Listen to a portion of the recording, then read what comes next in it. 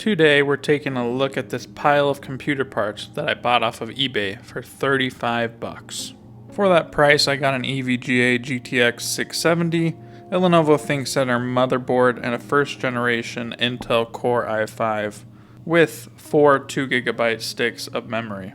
This is definitely one of the weirdest listings I've came across on eBay, so I just had to pick it up and see just how bad or good it was. Now, getting into the unboxing of this, it was pretty poorly wrapped, and as you can see too, I have a completely different graphics card than I was showing in the beginning, and keep that in mind because this GPU had so many issues.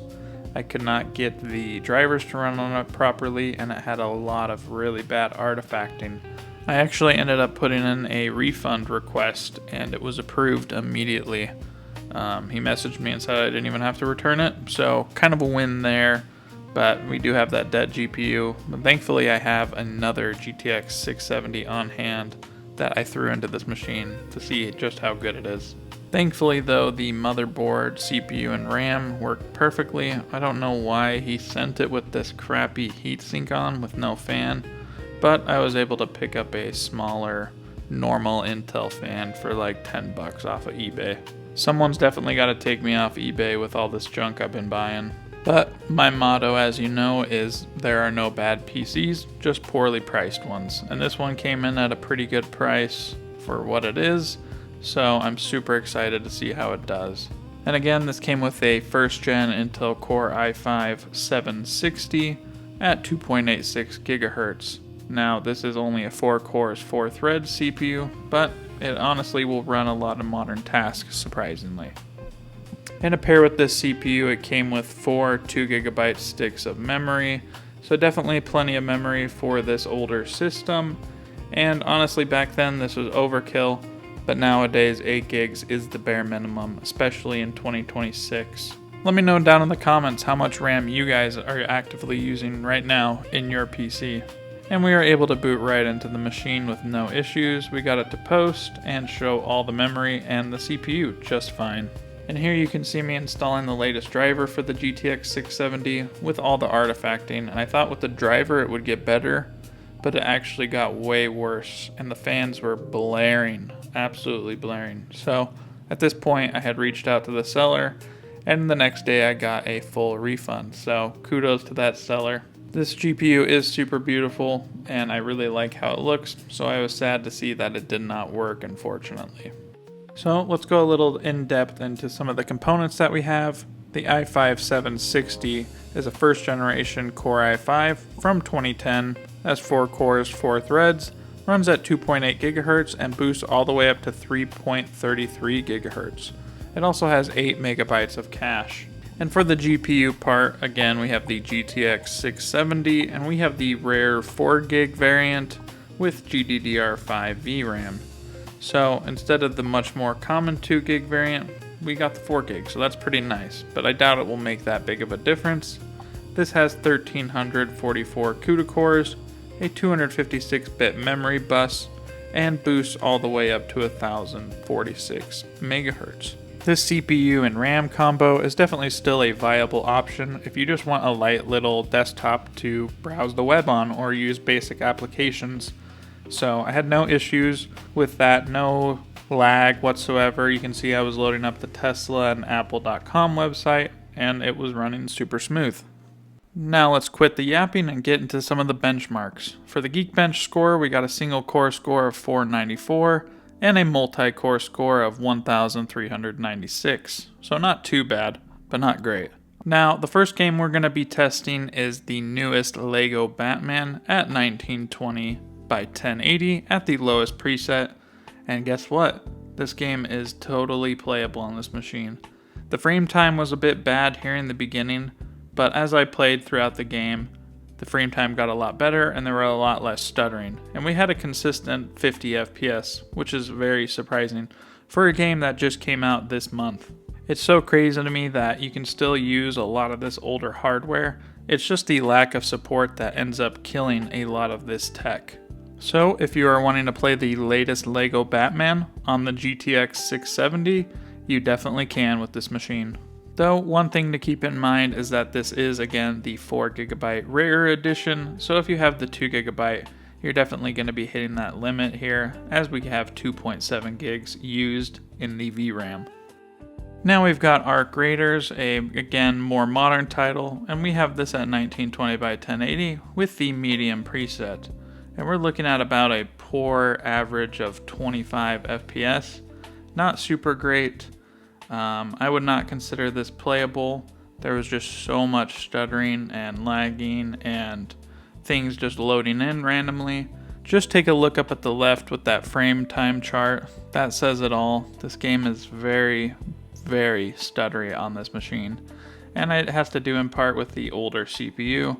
I imagine the GPU would be a little bit more consistent if the CPU was able to keep up with it. So for Arc Raiders, I would not say this is playable, and we are using the full VRAM for the GPU, so this just isn't a great pairing, and it's pretty outdated. But if this is all you have, it could still be kind of playable, so it's all up to what you guys can allow or not allow.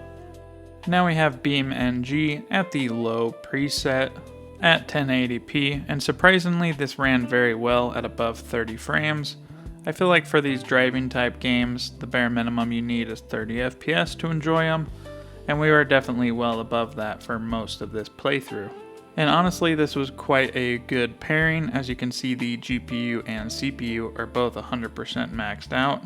Now, this game probably wouldn't run as well if you had some of the NPC cars driving around and way more going on. But if you're just wanting to drive around a car, crash into things, this is a totally playable experience, even in 2026. Now, for some more competitive titles and shooters, we have Fortnite running at 1080p with the performance mode and all of the lowest available options. Now, getting into some gunfights, we're looking at an average of 40 to about 70 FPS, somewhere in between there. Not a great experience for a competitive game, but if you're just wanting to play a little bit of Fortnite, this will do just fine. Now, if you are wanting a more competitive, higher frame rate, there's plenty of juice left in the GPU. If you take a look up at the top left, we're seeing about 30 all the way up to 50% usage, which shows a significant CPU bottleneck. So if you're wanting a more competitive experience, get a better CPU with more Vcache, or one with a higher clock speed and a more modern architecture. For the next competitive shooter, we have Counter-Strike 2 at 4x3 1280 by 960 and all of the lowest settings as possible. Again, similar story to Fortnite. We're seeing about a GPU usage from 60 all the way down to 40s. Surprisingly, the frame time graph on this is pretty good, and we're getting a much higher FPS than we were in Fortnite, from anywhere up to 120 all the way down to 70. So not a super consistent experience, but a totally playable experience in 2026. If you're wanting to play a more competitive version, I would again recommend the CPU upgrade. And I'm still so surprised that you can even play competitive FPSs on a computer that is 14 years old and that I picked up for $35 off of eBay. Now for some titles more around its era, we have the Elder Scrolls V Enhanced Edition, and this is running at Ultra, and it looks super good, and we're getting a very consistent 50 FPS, which is a totally playable experience for this game, in my opinion. This machine is great for running these older AAA titles, as you'll see with Grand Theft Auto. For this era, this GPU and CPU combo is an absolute monster, and you can play tons of great titles from this. And I imagine too you can turn this into a pretty awesome emulator as well. Run some of the older PlayStation 2, PS3, Xbox 360 games, all for the low price of $35. Next up, like I mentioned, we have Grand Theft Auto V Legacy Edition at the very high preset across the board. So this looks super good in 2026 and looks pretty similar in my opinion to the Enhanced Edition. And this CPU and GPU pairing is pretty great, as we don't see too much of a bottleneck on either one, and we're getting a very smooth 30 plus FPS experience. So if you're wanting to play Grand Theft Auto V Legacy Edition, this combo will absolutely do that. Taking a look at Minecraft, we have these settings cranked all the way up as they can go, and we're looking at a pretty unplayable experience with the GPU utilization under 50% most of the time, with the CPU absolutely hammered at 100%. So I decided to drop it down to the fancy preset, and unfortunately it really didn't do a whole lot. The CPU was just not built for Minecraft. It is running at 100% and the GPU is totally not being utilized. But again, this is me flying around in a newly created world, so every chunk we're rendering brand new, which will be harder on the CPU. So if you're just playing survival and you're running around pre-rendered chunks, I imagine this will be a lot better experience. Now last but not least, we have Teardown, which is a super awesome voxel-based game, and we have this set at the lowest settings possible at 1080p. And playing this on an extremely hard to run map with lots of explosions going on, we are looking at a 20 FPS average, which is not amazing whatsoever.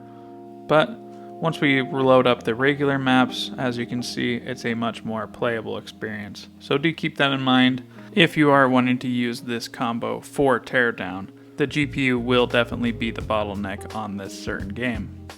In conclusion, this might be the weirdest setup I've taken a look at in a while.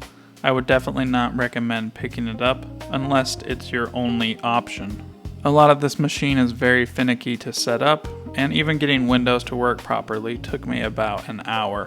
However, if this is all I had and this is the only machine that I could use, I would totally make it work. The CPU isn't too horrible for a basic everyday task like browsing the web, watching YouTube, things like that.